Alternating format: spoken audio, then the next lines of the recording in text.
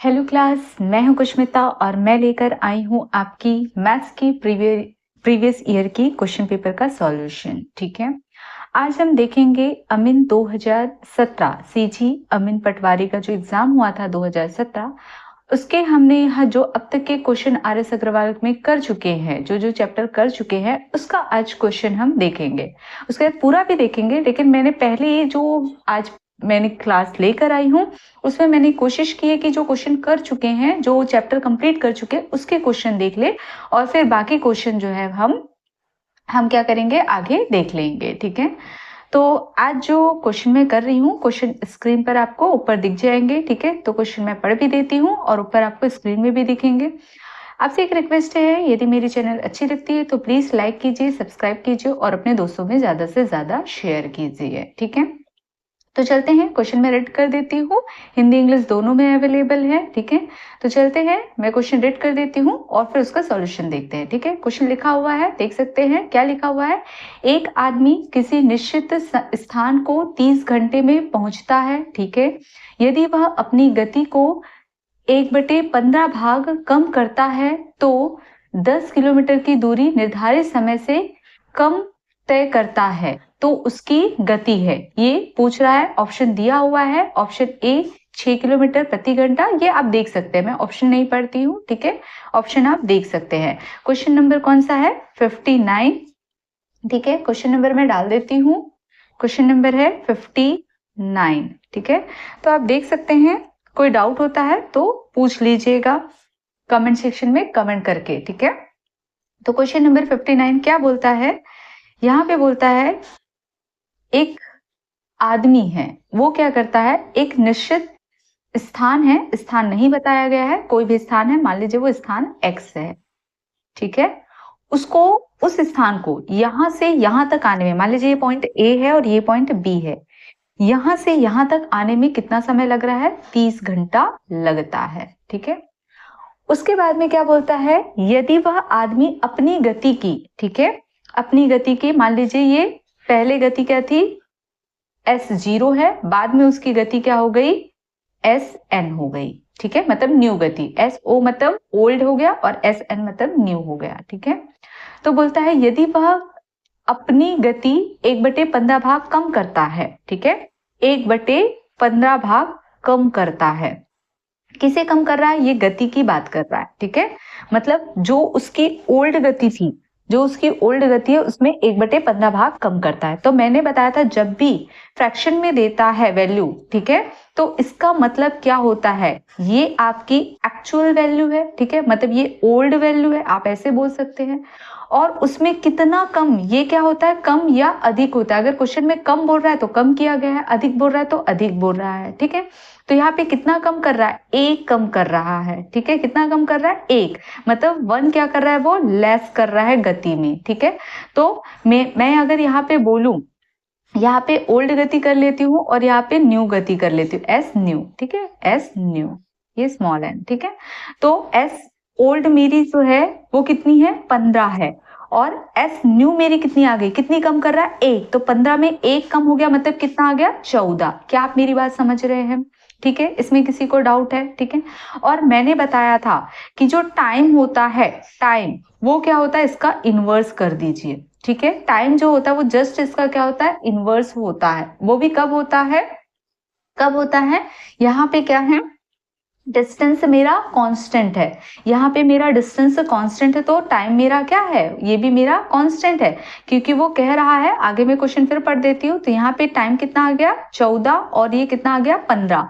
ये मेरा टाइम आ गया और ये मेरा क्या हो गया, ओल्ड टाइम आ गया, और ये मेरा क्या हो गया, न्यू टाइम आ गया। इतना आपको समझ में आ गया होगा। ठीक है, मैं क्वेश्चन वापस पढ़ती हूँ, क्या बोलता है, यदि वह अपनी गति को 1/15 भाग कम करता है तो 10 किलोमीटर की दूरी निर्धारित समय से कम तय करता है। आप समझ रहे हैं, निर्धारित समय से कम तय करता है 10 किलोमीटर की दूरी। ठीक है, मतलब कहने का मतलब क्या है, यहाँ पे जो निर्धारित समय, मतलब टाइम यहाँ पे कांस्टेंट है, मतलब यहाँ पे 30 आवर की ही बात कर रहा है। हम जानते हैं डिस्टेंस इज इक्वल टू क्या होता है, क्या होता है, distance is equal to speed into time होता है, और स्पीड इज इक्वल टू क्या होता है, डिस्टेंस अपॉन टाइम होता है, ये होता है, ठीक है। लेकिन यहाँ पे 30 मेरा कांस्टेंट है, मतलब जो मेरा टाइम है, समय जो है वो मेरा कांस्टेंट है। कांस्टेंट है मतलब ये निश्चित है, ये परिवर्तन नहीं हो रहा है, हमारा समय जो है वो निश्चित दिया हुआ 30 घंटे में ही तय करना है। लेकिन वो कह रहा है कि अगर मैं अपनी गति को 1/15 कम कर देती हूँ तो क्या हो रहा है, मैं 10 किलोमीटर की दूरी जो है निर्धारित समय से, जो समय निर्धारित की गई है उससे मैं कम तय करती हूँ, यही कह रहा है। क्या आप मेरी बात समझ रहे हैं? मतलब जो मेरी डिस्टेंस है, डिस्टेंस मेरी कितनी निकल कर आएगी, यहाँ पे मेरी ओल्ड डिस्टेंस निकल कर आएगी और यहाँ पे मेरी न्यू डिस्टेंस आएगी, ठीक है। 10 किलोमीटर की दूरी जो है वो कम तय करा। आप इंग्लिश वाला भी पढ़ सकते हैं, इंग्लिश वाले में भी क्या बोल रहा है, a man can reach a certain place, मतलब निश्चित दूरी, इन 30 आवर। ही फिर क्या बोल रहा है, if he reduce his speed by 1/15 he goes 10 kilometre less in that time, his speed is, ये बोल रहा है, मतलब 10 किलोमीटर लेस यानी कि कम तय करता है, ठीक है, ये वो कह रहा है। तो अब यहाँ पे क्या हो जाएगा, जो डिस्टेंस है वो क्या निकल कर आएगा, ठीक है, डिस्टेंस से मेरी कितनी हो गई, अब क्या हो जाएगी, 15 हो जाएगी, और मेरा जो मेरी डिस्टेंस है वो मेरी कितनी हो जाएगी, न्यू वाली 14 हो जाएगी। क्या ये बात मेरी समझ रहे हैं? ये क्यों आया, क्योंकि मेरा टाइम कांस्टेंट है, ठीक है, ये मेरा टाइम क्या है, कांस्टेंट है, इसीलिए मेरी क्या हो गई, यहाँ पे क्या हो गई, टाइम मेरी कांस्टेंट है, 30 की 30 है, इस वजह से क्या हो जाएगा, आप अगर करेंगे 30 तो दोनों में कॉमन ही है, तो मैं जो मेरी स्पीड होगी वही मेरी क्या निकल कर आएगी, डिस्टेंस निकल कर आएगी। ऐसा क्यों हुआ, क्योंकि मेरा टाइम क्या है, कांस्टेंट है। क्या आप मेरी बात समझ रहे हैं? टाइम अगर कांस्टेंट होता है तो डिस्टेंस क्या होती है, जितनी स्पीड होती है उतनी ही हो जाएगी, ठीक है, तो ये आ जाएगा। अब यहाँ पे देखो, ये तो मेरे इतनी आ गई, अब यहाँ पे कितना कम चल रहा है, 1 चल रहा है, लेकिन क्वेश्चन में कितना बोल रहा है, 10 किलोमीटर वो कम चल रहा है। आप समझ रहे हैं, मेरे सॉल्व करने के अनुसार 1 कम चल रहा है, लेकिन यहाँ पे क्या आ रहा है, 10 किलोमीटर कम चल रहा है, ये कह रहा है, ठीक है। तो अब हम जानते हैं कि मेरा स्पीड इज इक्वल टू क्या होता है, डिस्टेंस अपॉन टाइम होता है। तो मेरा अब ये जो 1 का मान क्या आया है, ये 1 का मान क्या है, इसका मतलब देखो, ये इसका मतलब क्या है, ये कोई रेशियो में है, मतलब कोई ना कोई कॉमन वैल्यू जो कट गई, तो इस डिस्टेंस को, क्योंकि ये 15 तो मैंने सपोज किया है और ये 1 तो मैंने सपोज किया है, रेशियो का मतलब क्या होता है, कोई ना कोई कॉमन वैल्यू थी जो इन दोनों में कॉमन थी, वो कट गई है, ठीक है। इसलिए मैं यहाँ पे, मुझे यहाँ पे कोई ना कोई चीजें कॉमन है जो कट गई, वो मुझे नहीं पता। अब वो 1 की वैल्यू जो निकल गई, मैंने यहाँ पे कॉमन क्या माना है, 1, यहाँ पे भी कॉमन क्या माना है, 1, चाहे तो x मानती तो फिर यहाँ पे x आता मेरा, ठीक है। तो यहाँ पे क्या हो जाएगा, ये जो कॉमन वैल्यू आई है उसको इसके साथ में मल्टीप्लाई कर दीजिए, तो यहाँ पे क्या हो जाएगा, 15 × 10, और यहाँ पे कितना हो जाएगा, 14 × 10 हो जाएगा। आप समझ रहे हैं, मतलब 150 आ गया, ठीक है। तो अब मुझे क्वेश्चन क्या बोल रहा है, क्वेश्चन बोल रहा है तो उसकी गति कितनी है, यहाँ पे उसकी गति कहने का मतलब क्या है, ओल्ड गति को पूछ रहा है। अगर न्यू को बोलना होगा तो वो क्या बोलेगा, तो उसकी नई गति कितनी है ये पूछेगा। आप समझ रहे मेरी बात, तो ओल्ड गति कितनी है, तो old speed is equal to कितना आ जाएगा, ओल्ड डिस्टेंस अपॉन क्या आ जाएगा, टाइम तो कांस्टेंट है, 30 ही है, तो ओल्ड डिस्टेंस कितना है, 150 है, और टाइम कितनी है, 30, शून्य से शून्य कट जाएगा, 3 एकम 3, 3 पंचे 15, तो स्पीड कितनी निकल कर आई, 5 किलोमीटर पर आवर, ठीक है। क्या यह सबको समझ में आया, ठीक है, जैसा मैंने पहले समझाया था ये सेम वैसा ही है। तो ऑप्शन सी मेरा क्या हो जाएगा, करेक्ट आंसर हो जाएगा, ठीक है। यदि किसी को कोई डाउट हो तो कमेंट सेक्शन में जाके कमेंट कर सकते हैं। चलते हम अपने अगले क्वेश्चन में, क्वेश्चन नंबर 55 में। ये क्वेश्चन हमने किया नहीं है, लेकिन मैं इसलिए करा रही हूँ ताकि जो अभी मैंने क्वेश्चन किया है उसे लगभग रिलेट करता है, तो आप इस चीज को समझ सके, ठीक है, इसलिए मैं ये क्वेश्चन करा रही हूँ, ठीक है। क्वेश्चन स्क्रीन पर है, आप देख सकते हैं, मैं पढ़ देती हूँ क्वेश्चन को, इंग्लिश और हिंदी दोनों में अवेलेबल है। और अभी हम जो सॉल्व कर रहे हैं वो सीजी अमीन पटवारी 2017 के प्रीवियस ईयर क्वेश्चन हम सॉल्व कर रहे हैं, ठीक है। तो चलते हैं, क्या बोलता है, एक छात्र अपनी धनराशि का 30% व्यय करता है। एक छात्र जो है अपनी धनराशि का 30% व्यय करता है और रुपए 21 बचाता है, तब उसकी धनराशि है। ये क्वेश्चन पूछ रहा है, इंग्लिश में भी मैं पढ़ देती हूँ। A student spends 30% of his money and saves 21 rupees, then his amount is। ठीक है, ये पूछ रहा है, ऑप्शन अवेलेबल है, आप देख सकते हैं। सेम इसी टाइप का है। अगर आपके कंसेप्ट क्लियर है तो दुनिया के हर क्वेश्चन आप सॉल्व कर सकते हैं। ठीक है, अब यहाँ पे एक छोटी सी बात आपको मालूम होगा कि आय इज इक्वल टू क्या होता है। किसी भी व्यक्ति की आय का मतलब क्या होता है? आय का मतलब होता है व्यय, आप जो खर्चा कर रहे हैं वो, और जो आप बचा रहे हैं। ठीक है, मतलब बचत। ये दोनों कहाँ से करते? आय से। अगर मुझे ये फॉर्मूला नहीं मालूम है तो भी मैं बता सकती हूँ। मेरे पास में जो भी सैलरी आती है महीने की, ठीक है, उसमें से मैं क्या करती हूँ, कुछ खर्चे करती हूँ, कुछ बचाती हूँ, तो दोनों को ऐड करूंगी तो मेरी सैलरी निकलेगी, मतलब मेरी आय निकलेगी। तो फॉर्मूले हमें याद रखने की जरूरत नहीं होती है, हम कॉमन सेंस भी बना सकते हैं। ठीक है, तो आय इज इक्वल टू व्यय प्लस बचत होता है। इतना समझ में आ गया। क्वेश्चन में सिर्फ इतना बोल रहा है कि अपनी धनराशि का 30% व्यय करता है। ठीक है, धनराशि के बारे में हमको गिवन नहीं है। ठीक है, धनराशि फाइंड आउट करना है। ठीक है, तो मान लीजिए उसकी आय कितनी है, 100 है, 100 रुपीज है। इस 100 रुपीज में से वो क्या कर रहा है, इस 100 रुपीज में से वो 30% व्यय कर रहा है। मतलब अगर मैं 100 का 30% निकालूं तो कितना आ जाएगा, 30 आ जाएगा, आएगा। तो 100 में से अगर मैं 30 माइनस कर दूं तो 70 आ जाएगा। मतलब ये मेरा व्यय निकल कर आ गया और ये मेरी क्या निकल कर आ गई, बचत। ठीक है, तो यहाँ पे देख सकते हैं 30 वो क्या कर रहा है, व्यय कर रहा है, और 70 क्या कर रहा है, बचत कर रहा है। क्या आप मेरी बात समझ रहे हैं?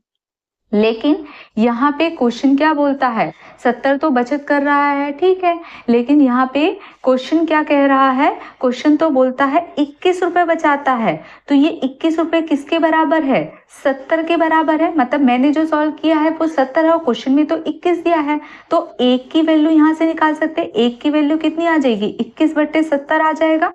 आएगा कि नहीं आएगा, इसको सॉल्व कर लीजिए। 7 एक कम 7 और 0 हो जाएगा, और 7 दिया 21, मतलब 1 का मान कितना आ गया, 3/10 आ गया। ठीक है, अब बोलता है तब उसकी धनराशि कितनी है। धनराशि तो मैंने 100 माना है, तब जो 1 का मान निकल जाता है तो मैंने क्या बताया, जो पूछ रहा है उससे जाके मल्टीप्लाई कर दीजिए।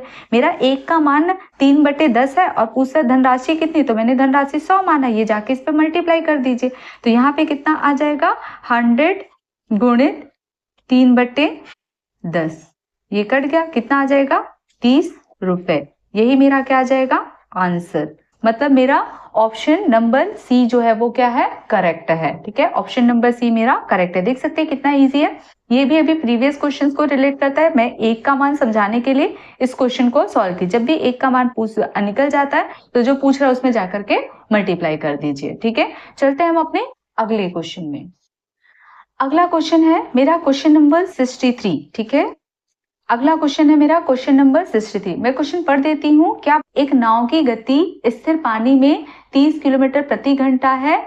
यह 30 किलोमीटर नदी की धारा के विरुद्ध तथा धारा के अंतर्गत गति करते हुए पुनः पूर्व स्थान पर 4 घंटे 30 मिनट में वापस आ जाती है, तो नदी की गति होगी। ये पूछ रहा है, मतलब नदी की धारा की गति कितनी होगी, ये पूछ रहा है। ठीक है, क्या पूछ रहा है, नदी की धारा की गति होगी। ठीक है, तो चलते हैं हम क्वेश्चन देख लेते हैं। ठीक है, क्या बोलता है, एक नाव की गति स्थिर पानी में, स्थिर पानी में नाव की गति मतलब x होता है, ये हमने बताया था। इसकी मान कितना दिया हुआ है, 15 किलोमीटर पर आवर, ये दिया हुआ है। ये नदी है, ये नदी है। ठीक है, अब ये नाव क्या कर रही है, ये नाव पहले धारा की दिशा में जाती है। धारा की दिशा में जाती है तो हम क्या लिखते हैं, x + y। ठीक है, फिर धारा के विपरीत दिशा में आती है। ठीक है, तो विपरीत दिशा में आती है तब चाल कितनी होती है, x - y। ये धारा ऐसे जा रही है, धारा की दिशा में जाती है तो नाव की चाल कितनी होती है, x + y, और धारा की विपरीत दिशा में आती है तो x - y। ठीक है, तो बोलता है कि धारा के विरुद्ध जाने और वापस अपने जगह पर आने पर इसे जो समय लग रहा है वो कितना लग रहा है, 4 घंटा 30 मिनट। ठीक है, तो मैं बताई थी 4 घंटा 30 मिनट, कहने का मतलब क्या होता है, ये जो 30 मिनट है इसको आवर में कन्वर्ट करने के लिए हम क्या करते हैं, 60 का डिवीजन लगाते हैं। ये कैसे करते हैं मैंने अपनी क्लास में समझाया है, आप मेरी पहले प्रीवियस क्लास देख लीजिए, फिर उसके बाद में क्वेश्चन पेपर सॉल्व करिए।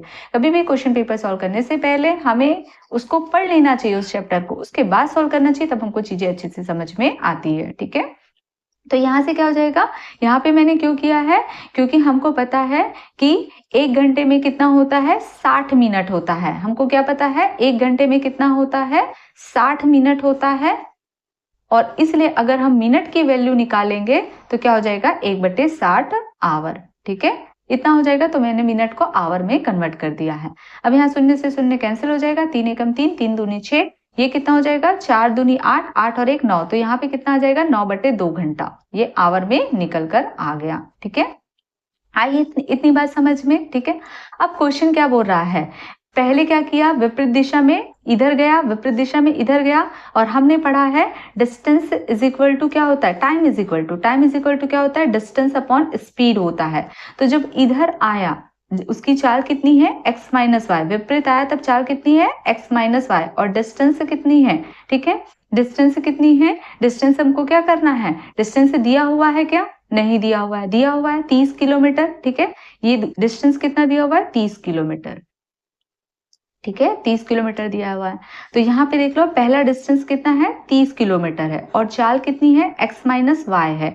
x की वैल्यू कितनी दी हुई है, 15, और y मुझे नहीं मालूम, जो मुझे फाइंड आउट करना है। प्लस क्योंकि इधर गया फिर वापस इधर गया, तो जोड़ेंगे, क्योंकि ये जो समय लग रहा है वो कैसे लग रहा है, समय जो है वो क्वेश्चन के अनुसार विपरीत दिशा में जाने फिर उसी दिशा में लौटने पर समय लग रहा है 9/2 घंटे। ठीक है, तो यहाँ पे डिस्टेंस कितना है, 3, और जब इस दिशा में आ रहा है तो चाल कितना है, x प्लस वाई, x की वैल्यू कितनी है, 15, y कितनी है, प्लस वाई, हमको फाइंड आउट करना है, इज इक्वल टू 9/2। ठीक है, अब मैं क्या करूंगी, ऑप्शन से, अब देखो चाहो तो आप यहाँ से भी सॉल्व करते हो, लेकिन लेंदी हो जाएगा, उससे अच्छा क्या करेंगे, हम सीधे सीधे ऑप्शन से उठाएंगे और देखेंगे, y की वैल्यू उठाएंगे, क्योंकि y फाइंड आउट करना है, तो y की वैल्यू उठाएंगे और देखेंगे कि इक्वल में 9/2 आना चाहिए। ठीक है, तो पहला ऑप्शन कितना है, 5। ठीक है, फर्स्ट ऑप्शन कितना दिया, 5, तो मैं उठा के देखती हूँ, ऑप्शन ए दिया हुआ है 5। ठीक है, यही मैं उठा के देखती हूँ, तो देख लीजिए, ये हो गया 30, यहाँ पे कितना हो गया 15, माइनस कितना हो गया 5।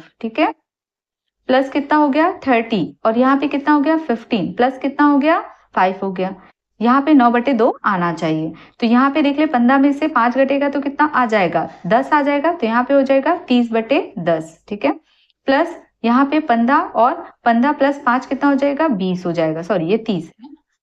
ठीक है, ये शून्य से शून्य कट गया तो कितना आ गया, 3 कितना आ जाएगा 1, प्लस कितना हो जाएगा, ये शून्य से शून्य कट जाएगा, 3/2। इसका मैं एलसीएम ले लेती हूँ तो कितना आ जाएगा, 2, 1 और 2 का एलसीएम लेंगे तो 2 आएगा, 1 2 2, जितने बार में जाएगा उसको ऊपर मल्टीप्लाई कर देते हैं, मतलब 2 का मल्टीप्लाई करेंगे, 3 दूनी 6, 2 1 कम 2, एक बार गया तो 1 का मल्टीप्लाई ऊपर कर देते हैं, प्लस 3, तो कितना आ गया 9/2, और इधर भी कितना दिया है 9/2, मतलब मेरा ऑप्शन ए मेरा क्या हो गया, करेक्ट। ठीक है, समझ में आया, तो इस तरह से हम सॉल्व कर देते हैं। ठीक है, तो इतने ही क्वेश्चन थे जो हमने अभी चैप्टर में किए हैं, वो 3 क्वेश्चन थे जो मैंने करा दिया।